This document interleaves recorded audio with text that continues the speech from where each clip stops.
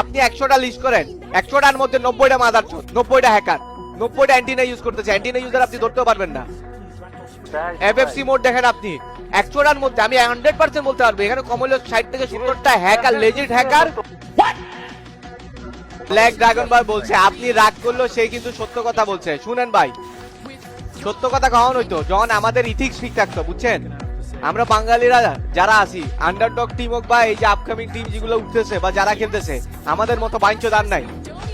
Syndicate হোক বা যাই হোক, মেন কথা হচ্ছে আপনি 10টা, আপনি এখন 100টা লিস্ট করেন, আপনি 100টা লিস্ট করেন, 100টার মধ্যে 90টা মাদারচোদ, 90টা হ্যাকার, 90টা অ্যান্টিনা ইউজ করতেছে। অ্যান্টিনা ইউজার আপনি ধরতেও পারবেন না।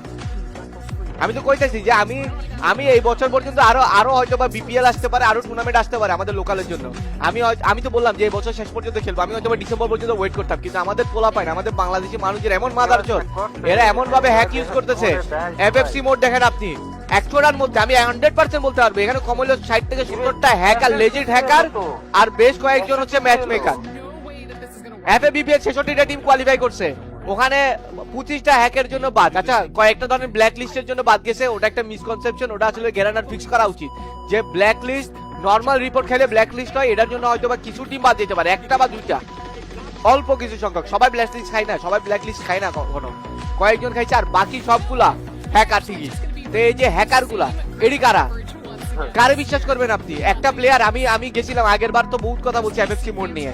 3টা টিম টোটাল আমার কাছে সিভারিজ নিয়ে আসছে, 8 থেকে 10টা টিম, 3টা টিমে সিভারিজ নিয়ে আমি গেছি।